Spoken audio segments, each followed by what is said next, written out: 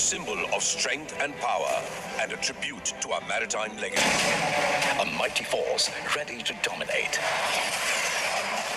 Ever vigilant to protect our nation's interests across the vast expanse of the oceans.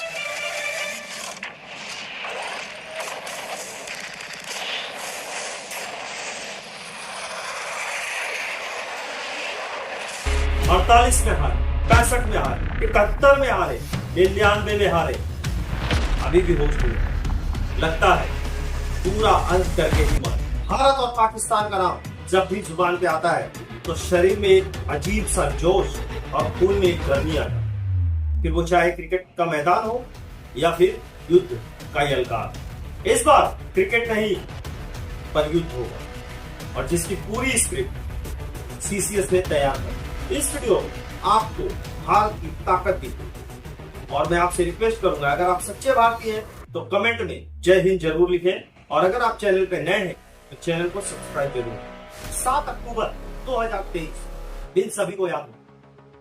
Israel की धरती पे Hamas के आतंकवादियों ने जिस तरीके से वहां के 1200 नागरिकों को, निहत्थे नागरिक जो एक त्योहार का जश्न मना रहे हैं, उनको मौत के घाट उतार दिया बेरहमी से, और वो मंजर पूरी दुनिया ने देखा। क्या किया इजराइलियों से?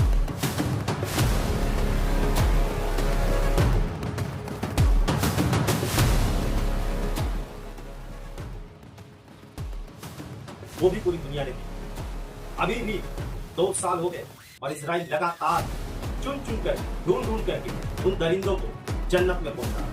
22 अप्रैल 2000 लगभग वैसा दृश्य हमें देखने को मिला भारत के स्वर्ग कहे जाने वाले जम्मू एंड कश्मीर, जहां हमारे देश के सैलानी उन घाटियों का, उन वादियों का आनंद लेने गए, पर उन्हें क्या पता था कि कुछ दरिंदे भेड़िए मानवता के दुश्मन हाथ लगा के बैठे। और जिस तरीके से वो सबने देखा, आप सबने सुना वो दर्दनाक कि किस तरीके से उनका धर्म पूछ कर एक एक को मारा गया, निंदनीय।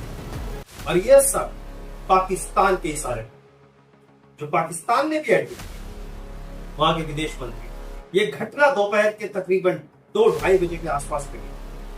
हमारे देश के प्रधानमंत्री उस वक्त सऊदी अरेबिया के दौरे पे, वो दौरा उन्होंने बीच में ही रोका और वापस भारत आए, और आते ही उन्होंने सीसीएस की मीटिंग बुलाई। सीसीएस का मतलब होता है कैबिनेट कमेटी ऑन सिक्योरिटी, और ये मीटिंग तकरीबन 2 घंटे तक चली। और उस मीटिंग में जो मुख्य निर्णय सामने आए वो कौन कौन से देख लीजिए। पहला डिसीजन लिया, अटारी बॉर्डर को पूरी तरह से बंद कर।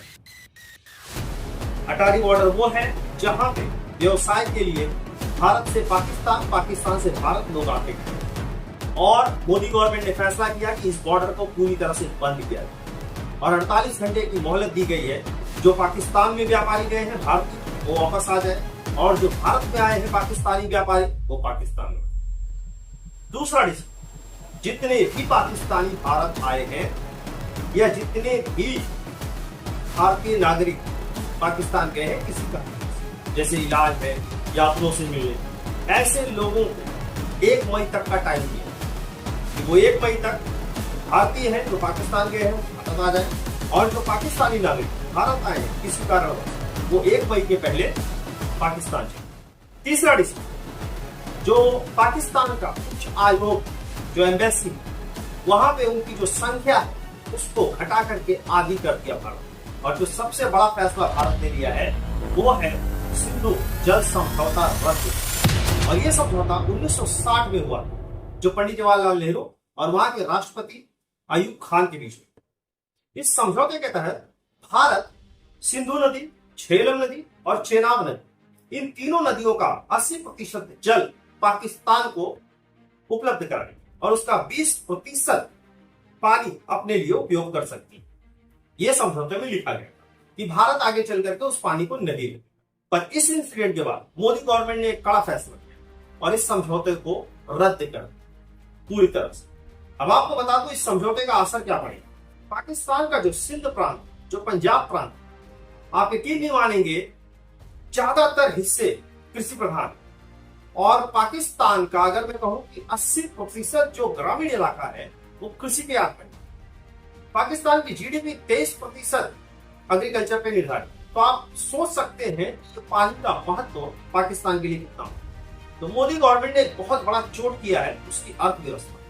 तो कहते हैं ना, चोरी ऊपर से सीना जोरी। मोदी गवर्नमेंट के अनाउंसमेंट के उन्होंने भी अपनी जनता को कुछ दिखाना है। तो उन्होंने कहा कि मोदी गवर्नमेंट ने जो डिसीजन लिया है, सिंधु नदी का जल समझौता जो रद्द किया है, उसको हम एक्ट ऑफ वॉर मान।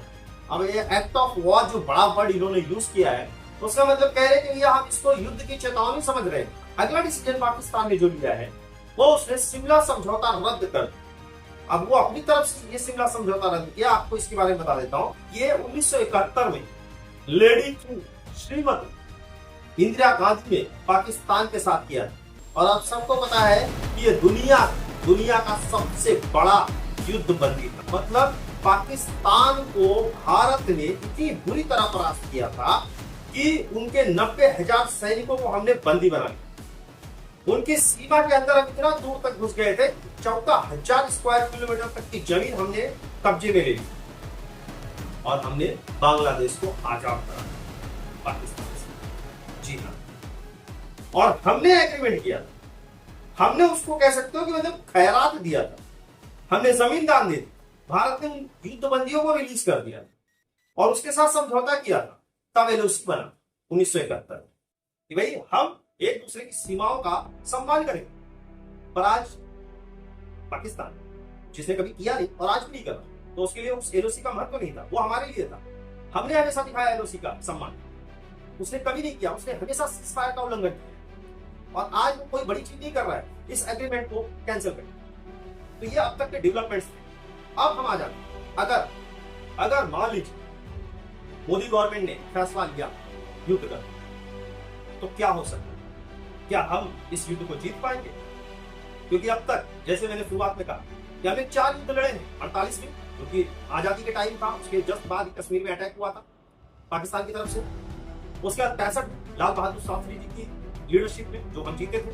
1971 में श्रीमती इंदिरा गांधी की अध्यक्षता में, या कह सकते हो कि लीडरशिप में जो हम जीते थे। और 1999 का वो भी हम जीते थे अटल बिहारी वाजपेयी जी के लीडरशिप। और ये तो मोदी गवर्नमेंट, जिसका लोहा पूरी दुनिया और तो पाकिस्तान भी मानता है, ये ना झुकेगा ना रुकेगा और ये अब शायद पाकिस्तान को ले भी।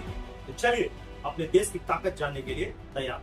ग्लोबल फायर इंडेक्स एक रेटिंग एजेंसी है जिसने भारत को 4th रैंक दिया है मिलिट्री पावर, और वहीं पे पाकिस्तान को 12th रैंक दिया। अगर हमारे एक्टिव पर्सनल की बात की जाए तो तकरीबन 14.5 लाख, और एक्टिव पर्सनल अगर पाकिस्तान की बात की जाए वो सिर्फ 6.5 लाख, मतलब आधे से भी कम। वहीं पे अगर रिजर्व पर्सनल की बात की जाए तो तकरीबन 11 लाख से ज्यादा है, और रिजर्व पर्सनल की बात की जाए पाकिस्तान की तो 5.5 लाख, यहाँ भी आधे से कम। और वहीं पे पैरामिलिट्री की अगर बात की जाए तो तकरीबन 25 लाख पैरामिलिट्री फोर्सेस है हमारे पास, और पाकिस्तान के पास सिर्फ 5 लाख, 5 ना हम ज्यादा। भारत की जीडीपी तकरीबन $4.27 बिलियन है, और वहीं पाकिस्तान की जीडीपी $374 बिलियन, जो कि ऑलमोस्ट 10% है हमारी जीडीपी। 5th रैंक वर्ल्ड में हमारा है जीडीपी के मामले, मतलब हम ग्लोबली बहुत बड़ी अर्थव्यवस्था है। और यही पाकिस्तान का 43rd रैंक, जो कि हमसे कई गुना ज्यादा पीछे। फॉरेक्स रिजर्व की बात करें तो हमारा $640 बिलियन रिजर्व है, और वहीं पाकिस्तान की बात करें तो सिर्फ ऑलमोस्ट 15.96, 16 पकड़ लीजिए, तो $16 बिलियन फॉरेक्स रिजर्व पाकिस्तान का है। इतने में तो उसका कटोरा निकलना तय है। भारत अपनी सेना पे लगभग $80 बिलियन खर्च करता है साल, और वहीं पाकिस्तान $7.6 बिलियन, यहाँ भी 10 गुना कम। भारत और पाकिस्तान की आर्मी के पास कितने व्हीकल, कितने इक्विपमेंट है वो दे देते हैं। टाइप्स की बात की जाए तो 4201 है, पाकिस्तान के पास 2627 है। अगर आर्म व्हीकल की बात की जाए तो तकरीबन 1,48,594 भारत के पास है, और पाकिस्तान के पास 17,516। वहीं पे रॉकेट आर्टिलरी की बात की जाए तो हमारे पास 264 है, और पाकिस्तान के पास 600। ज्यादा है बताता हूँ। सिर्फ रॉकेट आर्टिलरी 100 है हमारे पास, और उनके पास 662। मिसाइल्स की बात की जाए हमारे पास 160 है, उनके पास 106। ये आपको ज्यादा दिख रहा है ना? अब बताता हूँ ज्यादा क्यों दिख रहा है। ये सब कुछ चाइना से सप्लाइड। चाइना क्या करता है, जो इक्विपमेंट उसके स्क्रैप हो जाते हैं उसको पाकिस्तान को दे देता है, और उनके प्रधानमंत्री, उस वक्त के प्रधानमंत्री नवाज शरीफ खुद एडमिट किए हैं कि मैंने तो चाइना के साथ बढ़िया डील की, मैंने उसको सबसे ज्यादा दुनिया में गले बेचे और चाइना ने मुझे ये इक्विपमेंट दिए। तो एक बढ़िया बिजनेस किया उन्होंने। उनको पता नहीं कि चाइना दुनिया को बनाता है और वो चाइना को बना रहे हैं। अरे बेवकूफों, ये जो है स्क्रैप है, कचरा है, तो इनकी कीमत है ये 100 भी तुम्हारे 600 के ऊपर भारी है। अब हमारे एयरफोर्स के पास कितनी ताकत है वो देख लेते हैं। एयरक्राफ्ट लगभग 2000, वहां पे 1000 के आसपास 1400 गाड़ी है। Fighter jets 500, 300, train aircraft 351, 656, helicopters तकरीबन 900 और तकरीबन 400 गाड़ी। जो अटैकिंग हेलीकॉप्टर होते हैं हमारे पास 80 है, उनके पास 57, और जो टैंकर फ्लीट होते हैं वो हमारे पास 6 है और उनके पास 4। हमारे नेवी की ताकत देखिए, नेवल असेट 293, 121, सबमरीन 18, 8, फ्रिगेट्स जो एक बड़ी शिप होती है वो हमारे पास 14 है, उनके पास 9, patrol vessels 135, 69, destroyer 13, 0, aircraft carrier 2, 0, और एयरक्राफ्ट कैरियर हमारे कौन कौन से हैं? आईएनएस विक्रमादित्य और आईएनएस विक्रम। अब कहते हैं ना दुनिया में सबसे ज्यादा अगर कोई चीखता चिल्लाता है तो मिसाइल के बेसिस। तो अब मिसाइल की ताकत देखते हैं कि भारत और पाकिस्तान में कितना। अगर बैलिस्टिक मिसाइल की बात की जाए तो भारत के पास जो अन्य की मिसाइल्स हैं वो इंटरकॉन्टिनेंटल, मतलब आप कह सकते हो कि यहाँ से बैठे बैठे यूरोप और एशिया में, मतलब कहीं भी वो जाके मार कर सकती है। 5,500 किलोमीटर तक के रेंज की हमारे पास की मिसाइल। अगली है पृथ्वी जो एक बैलिस्टिक मिसाइल है, ये शॉर्ट रेंज मिसाइल है, ये 350 किलोमीटर की मारक क्षमता इसकी है। अगली है क्रूज मिसाइल, जिसमें पहला है ब्रह्मोस, और ये सुपरसोनिक क्रूज मिसाइल है, मतलब ये हवा से भी ज्यादा तेज स्पीड से जाएगा।